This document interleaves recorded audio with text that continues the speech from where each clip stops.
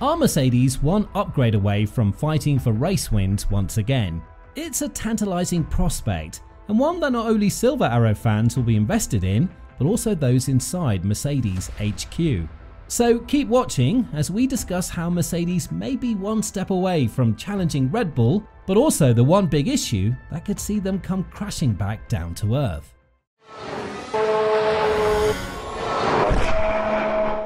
Signs of life in Mercedes season. After another poor start to a Formula 1 season, Mercedes turned their 2023 campaign around when they introduced a major upgrade package that ripped up the design of their earlier car. The package, first unveiled at Monaco, but really put through its paces in Spain, has lifted Mercedes' performances from battling in the midfield to standing on the podium once again.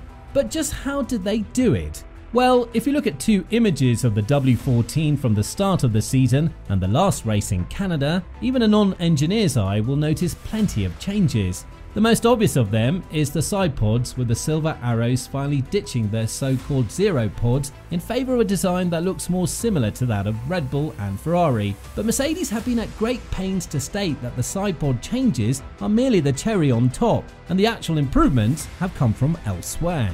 Changes to the front brake ducts, the suspension and the floor have been credited for massively improving the W14 performance, and after early season worries that it would be another dismal season for Mercedes, the question now is, can they challenge Red Bull?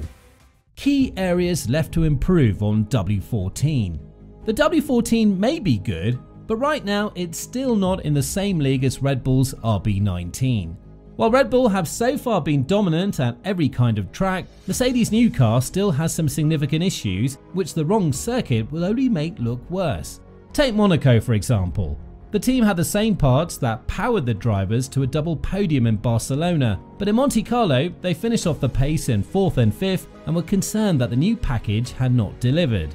Now, while the mood in Brackley is widely different these days, Mercedes are realistic and still know that there are plenty of areas they need to improve to be able to go toe-to-toe with Red Bull.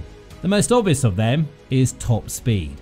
Canada is a circuit with plenty of long straights, and it was clear to see that Mercedes were struggling with their top speed in Montreal. It was not just compared to Red Bull either.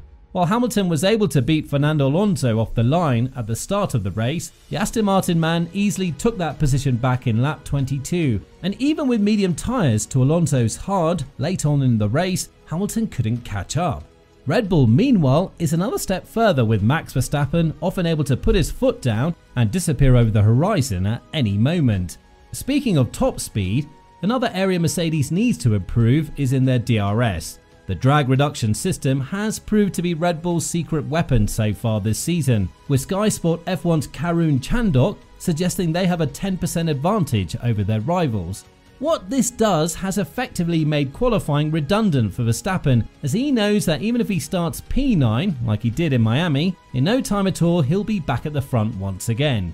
To put some numbers on it for you, Chandok also said that while other teams lose 14 to 15% of drag using DRS, Red Bull lost between 24 and 25%. If Mercedes have any chance of winning a race, they'll need to claw back some of that DRS advantage so they can battle with Red Bull on the straights. Now, the final area that should be targeted for improvement is traction out of low-speed corners, and it's something that 7-time world champion Hamilton encouraged the team to work on after the Canadian Grand Prix.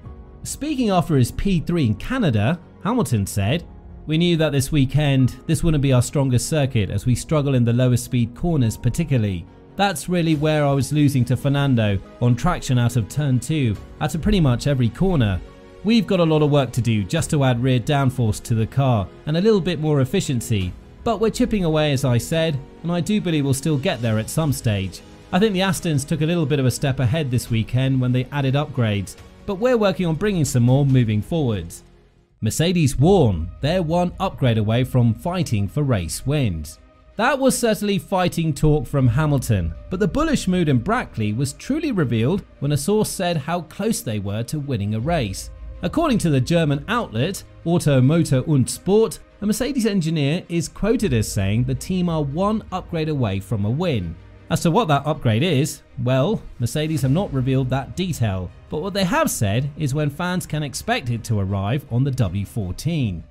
Where will the upgrade come? No sooner had the Spanish Grand Prix finished than podium sitter George Russell hinted there was even more to come. Having already seen a massive improvement in performance, Russell put a date in the diary for when the Silver Arrows will take another step forward. He said, "Silverstone we're excited for. I think we'll be in a good place there to fight for a good result. We might have a couple more things coming for Silverstone. The team have done an amazing job to bring these upgrades." Team boss Toto Wolff also confirmed the arrival of new parts for the British Grand Prix, a circuit which is just 8 miles away from their factory. Wolff said, "The learnings of the car have accelerated a lot since we changed some of the conceptual architecture. There should be decent steps coming in the next 4 races, and we're understanding better the simulations, which correlates with what we're seeing on the track. We have a better understanding of what the car needs to go fast. The steps are getting bigger now, and we're making good inroads. We're bringing a larger upgrade package to Silverstone, and then we should have another one before the summer shutdown." Mercedes have every confidence then that they'll soon be back on track, but could there be significant impacts in the future? Cost cap worries. Pre-2021, teams were free to redesign their car over and over again, provided they had the manpower and the funds to do so. But Formula 1 these days is a different game, and it's no longer a competition of who has the biggest bank balance. The cost cap was first set at $175 million, but following the COVID pandemic, it was knocked down to $145 million, and the first effects of these measures would be seen when teams were designing their 2022 cars. Red Bull became the unwanted poster boy of what could happen if a team strayed over budget, with their $1.8 million over expenditure handing them a $7 million fine and 10% reduction in their allocated wind tunnel time. The impact of that penalty is suspected to be felt in the coming months as Red Bull look towards 2024, but have Mercedes also put themselves at risk? Designing and building what is essentially a brand new car will not have come cheap, and Red Bull boss Christian Horner reckons the project would have taken a significant chunk out of Mercedes' budget. Horner said, "Obviously they've brought a significant amount of parts, so they're obviously committed a significant part of their budget cap to this upgrade, and it's up to a team how and when it applies it." Mercedes have not released just how much they've spent in building this new W14, but Horner is right to assume that a significant portion of their budget cap will have gone into it. What this means for Mercedes is that one of 2 things will happen. First, they will break the cost cap and face perhaps even more severe penalties than Red Bull did, but considering Mercedes were one of the biggest critics of Christian Horner's team, it's unlikely they'll go down that path. Meaning the most realistic option then is that Mercedes will come up short later in the season. By front-loading their upgrades to the start of 2023, Mercedes are potentially leaving themselves vulnerable late in the year, while teams like Red Bull and Aston Martin, who do not need to spend so much so soon, will be free to upgrade for what could prove to be crucial final races of the campaign. It's no doubt a concern that would have been on Toto Wolff's mind even as his team made significant strides, and what he and Mercedes must ensure now is that the upgrades are good enough to not leave them left behind come the final few rounds of the 2023 Formula 1 season. As always, thanks for watching the video, and make sure you like it as well. Let us know in the comments if you think Mercedes are back or if Red Bull will still be the dominant force. Make sure you're subscribed, but for now, thanks for watching.